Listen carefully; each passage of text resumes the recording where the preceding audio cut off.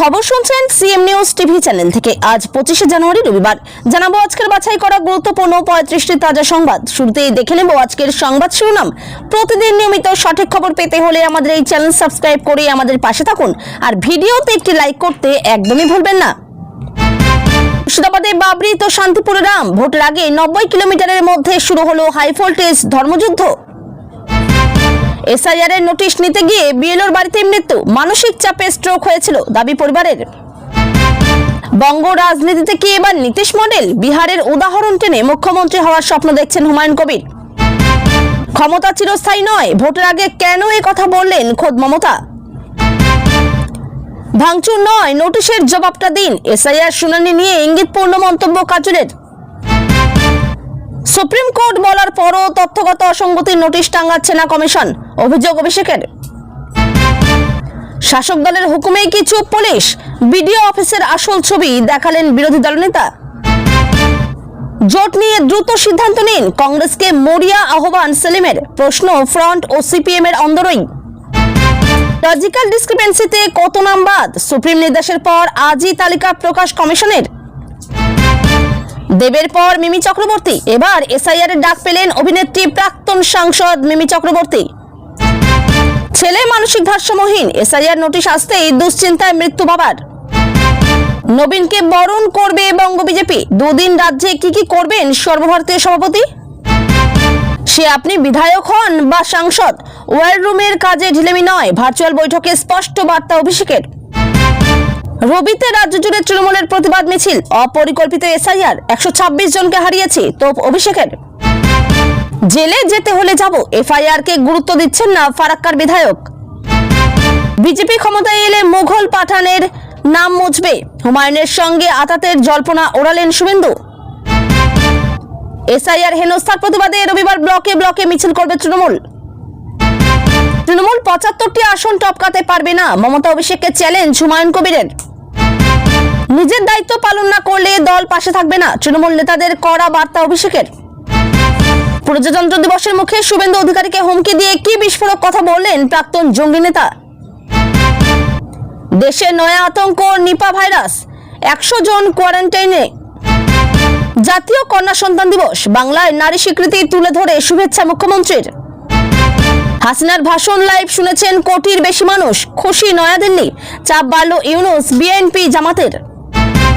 ভিন রাজ্যে ফের ঝরল মুর্শিদাবাদের পরিযায়ী শ্রমিকের প্রাণ, লালগোলায় শোকের ছায়া। মাধ্যমিকের এক সপ্তাহ আগে অ্যাডমিট কার্ড নিয়ে বড় ঘোষণা শিক্ষামন্ত্রীর।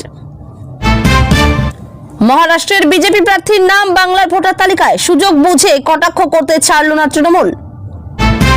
এসআইআর শুনানিতে ছেলের নাম, নোটিশ নিতে গিয়ে বিএলওর বাড়িতে মৃত্যু বৃদ্ধের। ফেব্রুয়ারি থেকে 1800 হচ্ছে লক্ষ্মীর ভান্ডার, নতুন বছরে প্রকাশ্যে এলো নয়া চমক। এসআইআর হয়রানির প্রতিবাদে বর্ধমানের রেললাইন আটকে বিক্ষোভ, ব্যাহত ট্রেন চলাচল। বারাসাতের প্রাথমিক স্কুলে সরস্বতী পুজো নিয়ে ভুয়ো পোস্ট, সতর্ক করে কড়া পদক্ষেপের হুঁশিয়ারি জেলা পুলিশের। নির্দয় অত্যাচারী ফ্যাসিস্ট, ইউনুসকে ভয়ঙ্কর আক্রমণ, মানুষের করুণ আর্তনাদে মন কেঁদে উঠল হাসিনার। রাজ্যের পরবর্তী ডিজি হওয়ার দৌড়ে 8 পুলিশ কর্তা, দেখে নিন তালিকা। মাথার মোট দাম ছিল 47 লক্ষ, 9 জন মাওবাদীর আত্মসমর্পণে ওড়িশার নবরংপুরকে মাওবাদী মুক্ত বলে ঘোষণা। বাবার নাম মহাদেব, ঠিকানা কৈলাস, সোশ্যাল মিডিয়ায় ভাইরাল মা সরস্বতীর আধার কার্ড। নীতিনের প্রথম রাজ্য সফরে বাছা হলো ভোটমুখী বাংলাকে, দেখে নিন বিজেপির নবীন সভাপতির সময়সূচি। এতক্ষণ শুনছিলেন সংবাদ শিরোনাম, এবার আসছি বিস্তারিত খবরে। মুর্শিদাবাদে বাবরি তো শান্তিপুরে রাম, ভোটের আগে 90 কিলোমিটারের মধ্যে শুরু হলো হাই ভোল্টেজ ধর্মযুদ্ধ। মুর্শিদাবাদে বাবরি তো শান্তিপুরে রাম, ভোটের আগে 90 কিলোমিটারের মধ্যে শুরু হলো হাই ভোল্টেজ ধর্মযুদ্ধ। ভোটের মুখে ফের ধর্মীয় মেরুকরণের অভিযোগে উত্তপ্ত হয়ে উঠছে বাংলার রাজনীতি। মুর্শিদাবাদ থেকে শান্তিপুর মাত্র 90 কিলোমিটারের ব্যবধানে এই দুই ভিন্ন ধর্মীয় ইস্যু ঘিরে শুরু হয়েছে প্রবল রাজনৈতিক চর্চা। অন্যদিকে মুর্শিদাবাদে বাবরি মসজিদ প্রসঙ্গ, অন্যদিকে শান্তিপুরে রাম মন্দির ও রাম নাম, এই দুই ঘটনাকে কেন্দ্র করে রাজ্য রাজনীতিতে ধর্মযুদ্ধের আবহ তৈরি হচ্ছে বলে মনে করছেন রাজনৈতিক বিশ্লেষকরা। মুর্শিদাবাদের একাধিক এলাকায় সম্প্রতি বাবরি মসজিদ সংক্রান্ত মন্তব্য ও পোস্টার ঘিরে উত্তেজনা ছড়ায়। রাজনৈতিক দলের নেতাদের বক্তব্য, পাল্টা বক্তব্য এবং সোশ্যাল মিডিয়ায় ছড়িয়ে পড়া নানা পোস্ট পরিস্থিতিকে আরো জটিল করে তুলেছে। অভিযোগ উঠেছে, ভোটের আগে সংখ্যালঘু ভোট ব্যাংককে একত্রিত করতে এই আবেগকে উস্কে দেওয়া হচ্ছে। যদিও স্থানীয় প্রশাসনের দাবি পরিস্থিতি বর্তমানে নিয়ন্ত্রণে রয়েছে এবং গুজব রুখতে কড়া নজরদারি চালানো হচ্ছে। অন্যদিকে নদিয়ার শান্তিপুরে রাম নাম ও রাম মন্দির ঘিরে রাজনৈতিক কর্মসূচি নতুন করে বিতর্ক উস্কে দিয়েছে। একাধিক শোভাযাত্রা, ধর্মীয় স্লোগান এবং রাজনৈতিক নেতাদের বক্তব্যে উত্তেজনা ছড়িয়ে পড়ছে এলাকায়। বিরোধীদের অভিযোগ, হিন্দু ভোট একত্রিত করতেই এই ধরনের কর্মসূচিকে সামনে আনা হচ্ছে। শাসক দল যদিও দাবি করেছে এটি সম্পূর্ণ ধর্মীয় কর্মসূচি, এর সঙ্গে রাজনীতির যোগ নেই। এই দুই ঘটনার মধ্যে দূরত্ব মাত্র 90 কিলোমিটার হলেও রাজনৈতিক প্রভাব গোটা রাজ্য জুড়েই পড়ছে। রাজ্যের শাসক দল ও বিরোধী দল দুই পক্ষই একে অপরের বিরুদ্ধে ধর্মকে ভোটের অস্ত্র বানানোর অভিযোগ তুলেছে। শাসক দলের নেতারা বলছেন, বিজেপি ইচ্ছাকৃতভাবে ধর্মীয় মেরুকরণ তৈরি করে বাংলার শান্ত পরিবেশ নষ্ট করতে চাইছে। পাল্টা বিজেপির বক্তব্য, তৃণমূল নিজের ভোট ব্যাংক বাঁচাতেই ধর্মীয় আবেগকে ব্যবহার করছে। রাজনৈতিক বিশ্লেষকদের মতে, বাংলার ভোটে ধর্ম সময়ই একটি সংবেদনশীল বিষয়, তবে সাম্প্রতিক ঘটনাগুলি ইঙ্গিত দিচ্ছে এবারের নির্বাচনে ধর্মীয় ইস্যু আরো বেশি প্রভাব ফেলতে পারে। বিশেষ করে গ্রামীণ ও আধা শহর এলাকায় এই মেরুকরণের প্রভাব পড়ার আশঙ্কা রয়েছে। প্রশাসনের ভূমিকা নিয়েও প্রশ্ন উঠছে, যদিও পুলিশ ও জেলা প্রশাসন শান্তি বজায় রাখতে একাধিক পদক্ষেপ করছে। তবুও রাজনৈতিক বক্তব্যের জেরে পরিস্থিতি যে কোনো সময় আরো উত্তপ্ত হয়ে যেতে পারে বলে আশঙ্কা। সব মিলিয়ে ভোটের আগে মুর্শিদাবাদ ও শান্তিপুরের এই দুই ইস্যু রাজ্য রাজনীতিকে কোন দিকে নিয়ে যাবে সেদিকেই এখন নজর গোটা বাংলার। জেলে যেতে হলে যাব, এফআইআর কে গুরুত্ব দিচ্ছেন না ফারাক্কার বিধায়ক। ফারাক্কার বিধায়ককে ঘিরে রাজনৈতিক উত্তেজনার নতুন মাত্রা পেল। তার বিরুদ্ধে দায়ের হওয়া এফআইআর প্রসঙ্গে একেবারেই নাছোড় মনোভাব দেখালেন বিধায়ক নিজে। স্পষ্ট ভাষায় জানিয়ে দিলেন, জেলে যেতে হলে যাব, কিন্তু সত্যের সঙ্গে আপোষ করব না। এই মন্তব্য ঘিরে রাজ্য রাজনীতিতে শুরু হয়েছে জোর চর্চা। ঘটনার সূত্রপাত একটি রাজনৈতিক কর্মসূচি ও প্রশাসনিক সিদ্ধান্তকে কেন্দ্র করে। অভিযোগ, বিধায়ক নির্দিষ্ট একটি ঘটনায় আইন ভঙ্গ করেছেন এবং সেই কারণেই তার বিরুদ্ধে এফআইআর দায়ের করা হয়েছে। যদিও বিধায়কের দাবি, এই এফআইআর সম্পূর্ণ রাজনৈতিক উদ্দেশ্য প্রণোদিত এবং তাকে ভয় দেখানোর কৌশল মাত্র। তার বক্তব্য, এটা নতুন কিছু নয়, বিরোধী কণ্ঠস্বর দমন করতেই এই ধরনের মামলা দেওয়া হয়। ফারাক্কার বিধায়ক বলেন, তিনি কোনো বেআইনি কাজ করেননি, মানুষের স্বার্থে কথা বলার অপরাধেই তার বিরুদ্ধে মামলা করা হয়েছে বলে দাবি করেন তিনি। সাংবাদিকদের মুখোমুখি হয়ে বিধায়ক স্পষ্ট জানান, এফআইআর নিয়ে তিনি মোটেও চিন্তিত নন। আইনের প্রতি আমার শ্রদ্ধা আছে, কিন্তু অন্যায়ের কাছে মাথা নত করব না বলেন তিনি। এই মন্তব্যের পরেই শাসক ও বিরোধী শিবিরে শুরু হয় চাপানোতর। শাসক দলের পক্ষ থেকে দাবি করা হয়েছে, আইনের পথেই চলবে এবং কেউ আইনের ঊর্ধ্বে নয়, সে বিধায়কই হোক বা সাধারণ মানুষ। তাদের বক্তব্যে, এফআইআর থাকলে তদন্ত হবে, প্রমাণ থাকলে আইন অনুযায়ী ব্যবস্থা নেওয়া হবে।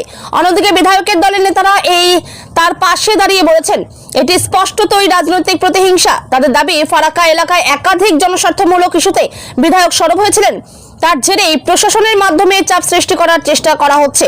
দলের সূত্রের মতে, এই এফআইআর এর মাধ্যমে বিধায়ককে ভয় দেখানো হলেও তিনি আরো দৃঢ়ভাবে আন্দোলনের পথে থাকবেন। স্থানীয় রাজনৈতিক মহলেও এই ঘটনা নিয়ে আলোচনা তুঙ্গে। ফারাক্কা এলাকায় বিধায়কের বক্তব্যে মিশ্র প্রতিক্রিয়া দেখা যাচ্ছে। একাংশ মনে করছে, বিধায়কের এই দৃঢ় অবস্থান তার রাজনৈতিক ইমেজ আরো শক্ত করবে। আবার কেউ কেউ বলছেন, আইনগত জটিলতা ভবিষ্যতে তার জন্য সমস্যা তৈরি করতে পারে। রাজনৈতিক বিশ্লেষকদের মতে, ভোটের আগে এই ধরনের ঘটনা খুবই তাৎপর্যপূর্ণ। একদিকে এফআইআর, অন্যদিকে জেলে যেতে হলে যাব, এই ধরনের বক্তব্য সাধারণ মানুষের মধ্যে সহানুভূতি তৈরি করতে পারে। আবার প্রশাসনিক দৃষ্টিকোণ থেকে দেখলে আইনকে অবজ্ঞা করার বার্তা গেলে সেটাও বিতর্কের কারণ হতে পারে। বিশেষজ্ঞদের মতে, এই ধরনের পরিস্থিতিতে দুটি দিকই গুরুত্বপূর্ণ। আইনের শাসন এবং গণতান্ত্রিক প্রতিবাদ যদি সত্যি এফআইআর রাজনৈতিক উদ্দেশ্যে হয়ে থাকে, তাহলে তা গণতন্ত্রের জন্য উদ্বেগজনক। আবার যদি আইন ভঙ্গ হয়ে থাকে, তাহলে তদন্ত হওয়াই স্বাভাবিক। সব মিলিয়ে ফারাক্কার বিধায়কের এই মন্তব্য শুধু একটি ব্যক্তিগত প্রতিক্রিয়া নয়, বরং রাজ্যের বর্তমান রাজনৈতিক পরিবেশেরই প্রতিফলন। এফআইআর এর ভবিষ্যৎ কি হয়, তদন্ত কোন দিকে গড়ায় এবং বিধায়কের বিরুদ্ধে আদৌ কোনো কড়া পদক্ষেপ নেওয়া হয় কিনা, সেদিকেই এখন নজর রাজনৈতিক মহলের। তৃণমূল 75টি আসন টপকাতে পারবে না, মমতা অভিষেকের চ্যালেঞ্জ হুমায়ুন কবির। বঙ্গ রাজনীতিতে ফের বিস্ফোরক মন্তব্য করে শোরগোল ফেলে দিলেন তৃণমূলেরই বিধায়ক হুমায়ুন কবির। প্রকাশ্যে তিনি দাবি করেছেন, আগামী বিধানসভা নির্বাচনে তৃণমূল কংগ্রেস 75টি আসনের বেশি পাবে না। শুধু তাই নয়, কার্যত দলনেত্রী মমতা বন্দ্যোপাধ্যায় ও সর্বভারতীয় সাধারণ সম্পাদক অভিষেক বন্দ্যোপাধ্যায়কে চ্যালেঞ্জ ছুড়ে দিয়েছেন তিনি। এই মন্তব্যে রাজনৈতিক মহলে তীব্র চাঞ্চল্য তৈরি হয়েছে। এক সাংবাদিক বৈঠকে হুমায়ুন কবির বলেন, বাস্তবতা লুকিয়ে লাভ নেই, মানুষের মধ্যে ক্ষোভ জমছে, যদি দল এখনই নিজেদের সংশোধন না করে তাহলে ফল খুব খারাপ হবে। তার এই বক্তব্যকে তৃণমূলের অন্দরের অসন্তোষের বহিঃপ্রকাশ বলেই মনে করছেন রাজনৈতিক বিশ্লেষকরা। হুমায়ুন কবিরের অভিযোগ, দলের একাংশ নেতার আচরণে সাধারণ মানুষ ক্ষুব্ধ, স্থানীয় স্তরে দুর্নীতি, নেতাদের দাপট ও প্রশাসনের সঙ্গে আঁতাত, এই সব বিষয়ই মানুষের আস্থা কমাচ্ছে। তার দাবি, এই বাস্তবতা নেতৃত্ব স্বীকার না করলে ভোটের ফল ভয়াবহ হতে পারে। এই মন্তব্যের পর তৃণমূলের অন্দরেই শুরু হয়েছে জোর আলোচনা। দলের একাংশ নেতৃত্ব এই বক্তব্যকে দল বিরোধী বলেই দেখছেন। তাদের মতে ভোটের আগে এই ধরনের মন্তব্য দলের ক্ষতি করবে। যদিও অন্য একাংশের মত, হুমায়ুন কবির মুখ খুলে যে সেই কথাই বলছেন যা বহু নেতাই ভিতরে ভিতরে ভাবছেন। বিরোধীরা এই মন্তব্যকে হাতিয়ার করতে দেরি করেনি। বিজেপি নেতারা কটাক্ষ করে বলেছেন, তৃণমূলের ভাঙন এখন প্রকাশ্যে। তাদের দাবি, শাসক দলের ভিতরেই যদি এ ধরনের মন্তব্য উঠে আসে তাহলে জনগণের মনোভাব বোঝা কঠিন নয়। রাজনৈতিক বিশ্লেষকদের মতে হুমায়ুন কবিরের বক্তব্য শুধুই ব্যক্তিগত ক্ষোভ নয়, বরং শাসক দলের অন্দরের গভীর সংকটের ইঙ্গিত। ভোটের আগে এই ধরনের মন্তব্য দলীয় ঐক্যে ফাটল ধরাতে পারে, আবার অন্যদিকে এটি নেতৃত্বকে সতর্কও করতে পারে যদি তারা পরিস্থিতির গুরুত্ব বোঝে। সব মিলিয়ে ৭৫টি আসন টপকাতে পারবে না, এই মন্তব্য শুধু একটি সংখ্যা নয়, বরং তৃণমূল রাজনীতির ভবিষ্যৎ নিয়ে এক বড় প্রশ্নচিহ্ন তুলে দিল। নিজের দায়িত্ব পালন না করলে দল পাশে থাকবে না, তৃণমূল নেতাদের কড়া বার্তা অভিষেকের। ভোটের মুখে দলীয় শৃঙ্খলা আরো কড়া করতে তৃণমূল কংগ্রেসের নেতা কর্মীদের স্পষ্ট বার্তা দিলেন অভিষেক বন্দ্যোপাধ্যায়। এক ভার্চুয়াল বৈঠকে তিনি জানিয়ে দেন, নিজের দায়িত্ব ঠিকমতো পালন না করলে দল আর কাউকে বাঁচাবে না। এই মন্তব্যকে দলীয় অন্দরে বড় সতর্কবার্তা হিসেবেই দেখা হচ্ছে। অভিষেক বন্দ্যোপাধ্যায় বলেন, সংগঠন ও মানুষের কাজই দলের মূল শক্তি। কিন্তু বহু জায়গায় দেখা যাচ্ছে দায়িত্বপ্রাপ্ত নেতারা এলাকায় থাকছেন না, মানুষের সমস্যায় পাশে দাঁড়াচ্ছেন না। তার কথায়, নেতৃত্বের নাম ভাঙিয়ে যদি কেউ শুধু নিজের স্বার্থ দেখে তাহলে দল তার দায় নেবে না। সূত্রের খবর, সাম্প্রতিক এসআইআর ইস্যু, আন্দোলন এবং প্রশাসনিক চাপের মধ্যে বহু এলাকায় তৃণমূল নেতাদের ভূমিকা নিয়ে অভিযোগ উঠেছে। সেই প্রেক্ষিতেই অভিষেকের এই কড়া বার্তা। তিনি স্পষ্ট করে দেন, বিধায়ক হন বা সাংসদ, দায়িত্বে গাফিলতি বরদাস্ত করা হবে না। বৈঠকে অভিষেক আরো বলেন, দলের ভাবমূর্তি সবচেয়ে গুরুত্বপূর্ণ। কোন নেতার কারণে যদি দলের ভাবমূর্তি ক্ষতিগ্রস্ত হয় তাহলে তার বিরুদ্ধে কঠোর ব্যবস্থা নেওয়া হবে, প্রয়োজনে সংগঠন থেকে সরিয়েও দেওয়া হতে পারে, এমন ইঙ্গিত দেন তিনি। এই বক্তব্যের পর তৃণমূলের অন্দরে মিশ্র প্রতিক্রিয়া দেখা যাচ্ছে। একাংশ নেতার মতে এই কড়া অবস্থান দলের জন্য প্রয়োজনীয়, অন্যদিকে কেউ কেউ মনে করছেন ভোটের আগে এই ধরনের হুঁশিয়ারি অস্বস্তি তৈরি করতে পারে। রাজনৈতিক বিশ্লেষকদের মতে অভিষেক বন্দ্যোপাধ্যায় বুঝিয়ে দিতে চাইছেন, দল এখন আর আনুগত্য নয়, পারফরম্যান্স দেখতে চায়। ভোটের আগে সংগঠনকে চাঙ্গা করতেই এই কঠোর অবস্থান।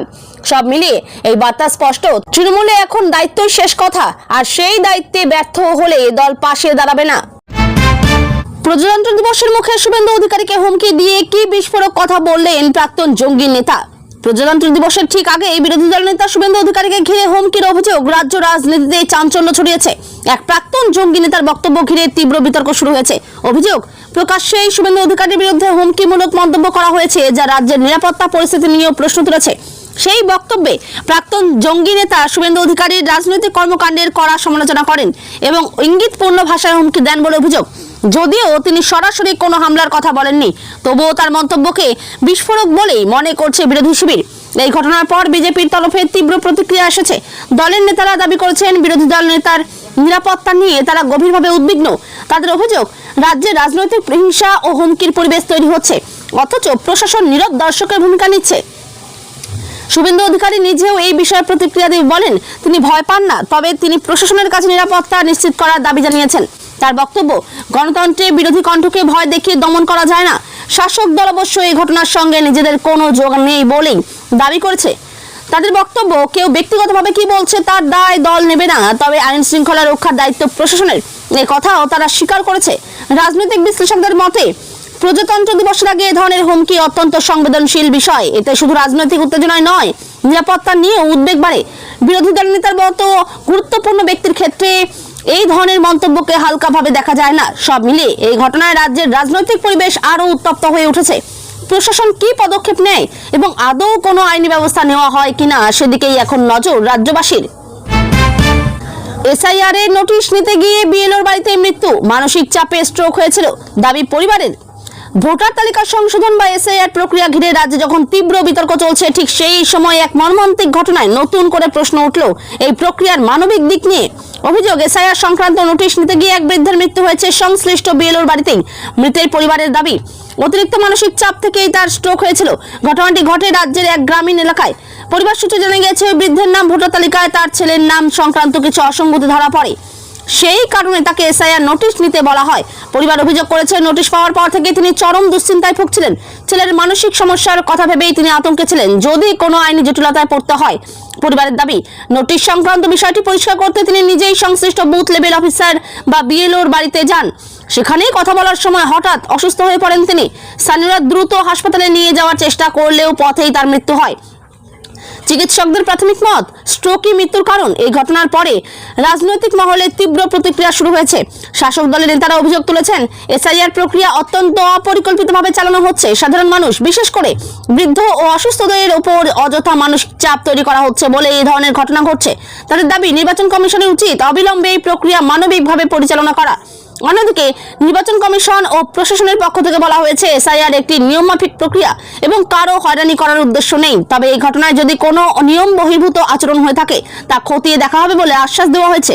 এই মৃত্যু শুধু একটি ব্যক্তিগত ট্র্যাজেডি নয়, বরং এসআইআর প্রক্রিয়ার বাস্তব প্রভাবকে সামনে এনে দিয়েছে বলে মনে করছেন অনেকেই। বিরোধীদের দাবি, এই প্রক্রিয়ার ফলে বহু সাধারণ মানুষ আতঙ্কিত হয়ে পড়েছেন। ভোটারের আগে এই ধরনের ঘটনা প্রশাসনের ওপর মানুষের আস্থা কমে দিতে পারে বলেও আশঙ্কা করা হচ্ছে। এসআইআর শেষ হলেই এপ্রিলে শুরু জনগণনা। দিতে হবে 33টি গোপন প্রশ্নের উত্তর। সেগুলো কি?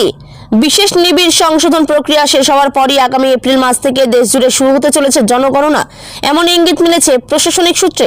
দীর্ঘদিন পর জনগণনা শুরু হওয়াকে কেন্দ্র করে স্বাভাবিকভাবেই কৌতূহল তৈরি হয়েছে সাধারণ মানুষের মধ্যে। তার উপর নতুন করে বিতর্ক তৈরি হয়েছে এই তথ্য যে এবারের জনগণনায় নাগরিকদের মোট 33টি গোপন বা সংবেদনশীল প্রশ্নের উত্তর দিতে হতে পারে। সরকারি সূত্রে জানানো হয়েছে, এই প্রশ্নগুলি মূলত ব্যক্তিগত, সামাজিক ও আর্থিক অবস্থার সঙ্গে সম্পর্কিত। যদিও সরকারিভাবে এখনো প্রশ্নপত্র প্রকাশ করা হয়নি, তবে প্রশাসনিক মহলে যে খসড়া নিয়ে আলোচনা চলছে তা থেকেই প্রশ্নগুলির সম্ভাব্য ধরন নিয়ে জল্পনা শুরু হয়েছে। সূত্রের দাবি অনুযায়ী এবারের জনগণনায় শুধুমাত্র নাম, বয়স বা ঠিকানার মধ্যেই তথ্য সীমাবদ্ধ থাকবে না, বরং পরিবারের গঠন, বাসস্থানের ধরন, শিক্ষাগত যোগ্যতা, কর্মসংস্থান, আয়ের উৎস, সামাজিক সুরক্ষা প্রকল্পের আওতায় থাকা না থাকা, এই ধরনের একাধিক বিষয়ে বিস্তারিত তথ্য সংগ্রহ করা হতে পারে। পাশাপাশি অভিবাসন, পর্যায়ী শ্রমিক সংক্রান্ত তথ্য এবং ডিজিটাল সুবিধা ব্যবহারের বিষয়ে প্রশ্ন থাকতে পারে বলে জানা যাচ্ছে। সবচেয়ে বেশি বিতর্ক তৈরি হয়েছে গোপন প্রশ্ন শব্দবন্ধটি নিয়ে।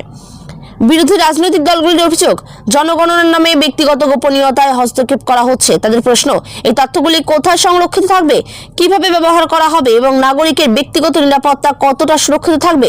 সরকারের পক্ষ থেকে অবশ্য আশ্বস্ত করা হয়েছে, জনগণনার তথ্য সম্পূর্ণ গোপন রাখা হবে এবং তা কোনোভাবেই আইনি বা প্রশাসনিক পদক্ষেপের জন্য ব্যবহার করা হবে না। জনগণনা আইনের অধীনে এই তথ্য শুধুমাত্র পরিসংখ্যানগত বিশ্লেষণ ও নীতি নির্ধারণের জন্য ব্যবহৃত হয়, এই দাবিও করা হয়েছে। বিশ্লেষকদের মতে, এসআইআর ও জনগণনা এই দুই প্রক্রিয়া পরপর হওয়ায় সাধারণ মানুষের মধ্যে বিভ্রান্তি তৈরি হওয়াটা স্বাভাবিক। ভোটার তালিকা সংশোধনের সময় যেখানে নাগরিকত্ব ও ঠিকানা নিয়ে প্রশ্ন উঠছে, সেখানে জনগণনার সময় আরও বিস্তারিত প্রশ্ন এলে আতঙ্ক বাড়তেই পারে।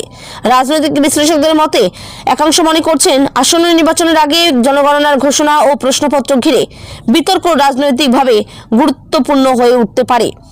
বিশেষ করে সংখ্যালঘু, প্রান্তিক ও পর্যায়ী জনগোষ্ঠীর মধ্যে এই প্রশ্নগুলির প্রভাব বেশি পড়তে পারে বলে মত তাদের। প্রশাসনিক সূত্রের দাবি, জনগণনার কর্মীদের বিশেষ প্রশিক্ষণ দেওয়া হবে যাতে তারা মানুষের সন্দেহ দূর করতে পারে এবং কোনো জোর জবরদস্তি ছাড়াই তথ্য সংগ্রহ করা যায়। নাগরিকদেরও অধিকার থাকবে প্রশ্নের উদ্দেশ্য জানার এবং তথ্যের গোপনীয়তা সম্পর্কে আশ্বাস পাওয়ার। সব মিলিয়ে এসআইআর শেষ হওয়ার পর শুরু হতে চলা জনগণনা শুধু একটি প্রশাসনিক প্রক্রিয়া নয়, বরং সামাজিক ও রাজনৈতিক দিক থেকে অত্যন্ত গুরুত্বপূর্ণ। 33টি গোপন প্রশ্ন আসলে কতটা সংবেদনশীল এবং সেগুলির বাস্তব প্রভাব কি হবে তা আগামী মাসগুলিতেই স্পষ্ট হবে। খড়গপুর শহর কার? হিরণের দ্বিতীয় বিয়েতে এই পুরনো রাজপাট ফিরে পাবেন দিলীপ ঘোষ। খড়গপুর শহরকে কেন্দ্র করে আবারও রাজনৈতিক উত্তাপ তুঙ্গে। বিজেপি নেতা হিরণ চট্টোপাধ্যায়ের দ্বিতীয় বিয়ের খবরে যেমন চর্চা, তেমনই তার সঙ্গে জুড়ে গিয়েছে প্রাক্তন রাজ্য সভাপতি দিলীপ ঘোষের রাজনৈতিক ভবিষ্যৎ। রাজনৈতিক মহলের জোর আলোচনা, এই ঘটনায় কি খড়গপুরের দিলীপ ঘোষের পুরনো রাজপাট ফেরার ইঙ্গিত দিচ্ছে? খড়গপুর দীর্ঘদিন ধরে দিলীপ ঘোষের শক্ত ঘাঁটি হিসেবে পরিচিত। রেল শহর খড়গপুর থেকে তার রাজনৈতিক উত্থান, সাংগঠনিক শক্তি ও জনসংযোগ সব মিলিয়ে এই এলাকায় দিলীপ ঘোষের প্রভাব অস্বীকার করার উপায় নেই। তবে গত কয়েক বছরের দলীয় অভ্যন্তরীণ রাজনৈতিক নেতৃত্ব পরিবর্তন এবং নির্বাচনী ফলাফলের কারণে ওর তার প্রভাব কিছুটা কমেছে বলেই মনে করছিল রাজনৈতিক বিশ্লেষকদের একাংশ। এই প্রেক্ষাপটে বিজেপি বিধায়ক হিরণ চট্টোপাধ্যায়ের দ্বিতীয় বিয়ে ঘিরে যে সামাজিক ও রাজনৈতিক যোগাযোগ তৈরি হচ্ছে তা দিলীপ ঘোষের পক্ষে নতুন সুযোগ তৈরি করতে পারে বলে মত ওয়াকিবহাল মহলের। হিরণ চট্টোপাধ্যায় নিজেও খড়গপুর ও আশপাশের অঞ্চলের জনপ্রিয় মুখ। তার ব্যক্তিগত জীবনের এই নতুন অধ্যায় রাজনৈতিক সমীকরণে প্রভাব ফেলতে পারে বলে ধারণা। তৃণমূল কংগ্রেস এই ঘটনাকে কটাক্ষের সুযোগ হিসেবে ব্যবহার করছে। শাসক দলের নেতাদের প্রশ্ন, খড়গপুর শহর কার? তাদের দাবি, শহরের উন্নয়ন, প্রশাসনিক নিয়ন্ত্রণ এবং জনপ্রিয়তা সব দিক থেকেই এখন খড়গপুর তৃণমূলের দখলে। বিজেপির অভ্যন্তরীণ পুনর্গঠন বা ব্যক্তিগত সম্পর্ক নিয়ে সেই বাস্তবতা বদলানো যাবে না। অন্যদিকে বিজেপি শিবিরের বক্তব্য, খড়গপুরে এখনো দিলীপ ঘোষের গ্রহণযোগ্যতা অটুট। হিরণের সঙ্গে সম্পর্ক আরো মজবুত হলে সংগঠন শক্তিশালী হবে এবং পুরনো কর্মীরা ফের সক্রিয় হবেন। দলীয় সূত্রের দাবি, আগামী দিনে খড়গপুরকে কেন্দ্র করে বিজেপির বড় রাজনৈতিক কর্মসূচি হতে পারে। সব মিলিয়ে হিরণ চট্টোপাধ্যায়ের দ্বিতীয় বিয়ে শুধু ব্যক্তিগত বিষয় নয়, রাজনীতির ময়দানে তার প্রতিফলন স্পষ্ট। খড়গপুরকে কেন্দ্র করে বিজেপির পূর্ণ প্রভাব ফিরবে কিনা সেটাই এখন সবচেয়ে বড় প্রশ্ন। ভারতে খেলতে আসবে না বাংলাদেশ, কঠোর অবস্থান নিচ্ছে আইসিসি। টি-20 বিশ্বকাপ 2026 নিয়ে জোর জল্পনা আন্তর্জাতিক ক্রিকেট মহলে। শোনা যাচ্ছে আসন্ন বিশ্বকাপে ভারতে খেলতে নাও আসতে পারে বাংলাদেশ দল। এই সম্ভাবনা নেপথ্যে রয়েছে বিসিসিআই, আইসিসি এবং সাম্প্রতিক রাজনৈতিক ও প্রশাসনিক টানাপোড়েন। সূত্রের খবর, নিরাপত্তা ও প্রশাসনিক বিষয়কে সামনে রেখে আইসিসি এবার কঠোর অবস্থান নিতে পারে। যদিও এখনো আনুষ্ঠানিক ঘোষণা হয়নি, তবে ভারত ও বাংলাদেশের মধ্যে কূটনৈতিক সম্পর্কের টানাপোড়েন এবং বোর্ড স্তরের মতবিরোধ এই সিদ্ধান্তে বড় ভূমিকা নিতে পারে বলে মনে করছেন ক্রিকেট বিশেষজ্ঞরা। বাংলাদেশ ক্রিকেট বোর্ডের একাংশ দাবি করছে রাজনৈতিক চাপের কারণে ক্রিকেটকে দূরে রাখা উচিত। তবে আইসিসির বক্তব্য স্পষ্ট, নিরাপত্তা, ভিসা সমস্যা এবং আন্তর্জাতিক নিয়ম মানা না হলে কোনো দলকেই বিশেষ ছাড় দেওয়া হবে না। ভারতীয় ক্রিকেট বোর্ডের ঘনিষ্ঠ সূত্রে জানা গিয়েছে, আইসিসির কাছে নিরাপত্তা সংক্রান্ত কিছু রিপোর্ট জমা পড়েছে, যার ভিত্তিতে ম্যাচ ভেন্যু ও অংশগ্রহণকারী দল নিয়ে পুনর্বিবেচনা করা হচ্ছে। বাংলাদেশ দল ভারতে খেলতে এলে পর্যাপ্ত নিরাপত্তা দেওয়া যাবে কিনা তা নিয়েও প্রশ্ন উঠেছে। এই খবরে বাংলাদেশের ক্রিকেট মহলে ক্ষোভ ছড়িয়েছে। একাধিক প্রাক্তন ক্রিকেটারের বক্তব্য, বাংলাদেশকে বাদ দিলে আন্তর্জাতিক ক্রিকেটের ভাবমূর্তি ক্ষতিগ্রস্ত হবে। তাদের মতে খেলাকে রাজনীতির বাইরে রাখা উচিত। তবে আইসিসি সূত্রে ইঙ্গিত মিলছে, নিয়মের প্রশ্নে কোনো আপোষ করা হবে না। প্রয়োজনে নিরপেক্ষ ভেন্যু বা বিকল্প ব্যবস্থার কথা ভাবা হতে পারে। সব মিলিয়ে টি-20 বিশ্বকাপ 2026-এর আগে এই বিতর্ক ক্রিকেটের বাইরেও বড় রাজনৈতিক ও কূটনৈতিক আলোচনার জন্ম দিচ্ছে।